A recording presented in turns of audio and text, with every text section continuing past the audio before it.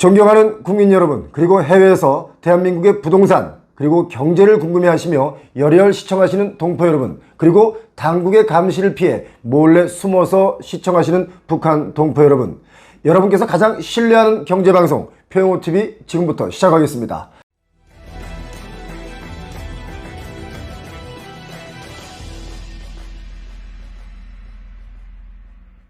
금리가 오르고 경기가 많이 어려워지면서 과거에 개인 파산을 경험했던 사람이 또다시 파산을 신청하는 비중이 크게 늘고 있는데요. 한번 파산하면 경제적으로 다시 재기한다는 것이 말로는 쉬운데 현실은 정말 쉽지 않다는 것을 여실히 보여주고 있죠. 그래서 실질적인 재기 지원책이 필요한 것 아니냐, 이런 목소리가 나오고 있습니다.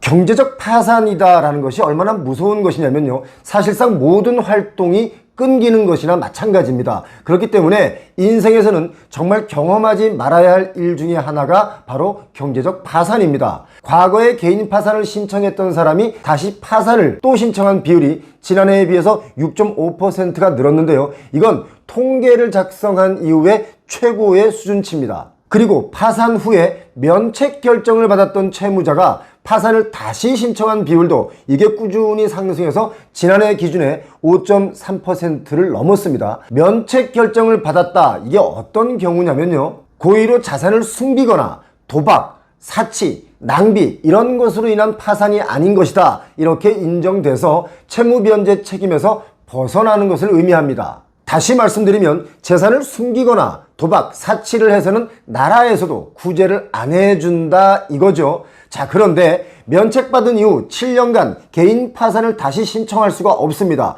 그런데 재파산자가 늘었다는 것은, 다시 쉽게 좀 말씀드리면 7년이 넘도록 경제적인 자립에 성공하지 못하고 다시 어려워진 분들이 많다, 이렇게 해석하시면 됩니다. 이거 정말 심각하죠. 어렵습니다. 경제가 어렵습니다. 원래 개인 파산 제도의 입법 목적이 뭐냐면 다시 시작할 수 있는 기회를 부여하는 것입니다. 경제적으로 재기하고 갱생할 수 있는 기회를 주는 것이죠. 그런데 현실은 법안의 취지와는 점점 멀어지고 있는 안타까운 일입니다. 서울회생법인이 집계한 자료를 보니까 이 부분 정말 여러분 잘 들어주시면 고맙겠습니다. 개인 파산의 사유가 뭐냐면요, 투자 실패였습니다. 투자 실패로 인한 파산이 급증했다 이거죠.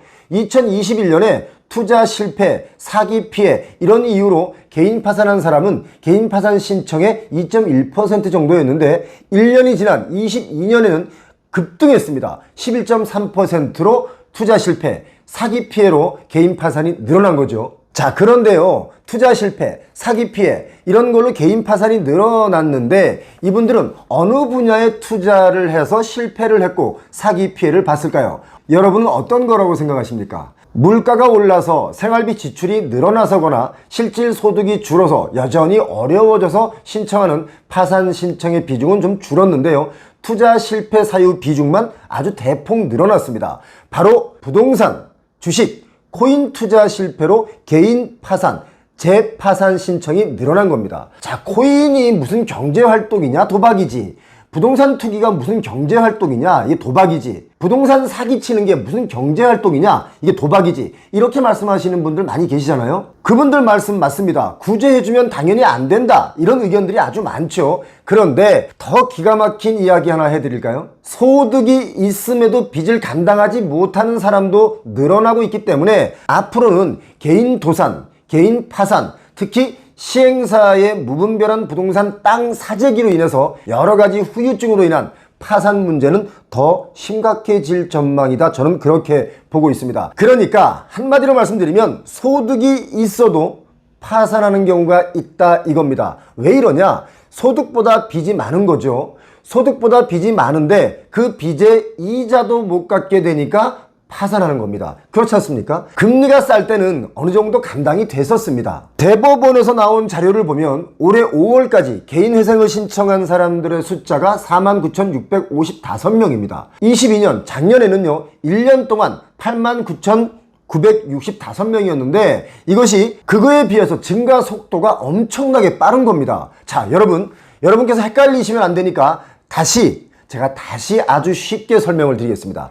개인 파산은 뭐냐? 소득이 발생할 가능성이 없는 사람이 신청하는 것이고요. 개인회생은 소득이 있는데도 빚을 변제하지 못하는 경우에 신청하는 제도입니다. 아주 쉽죠?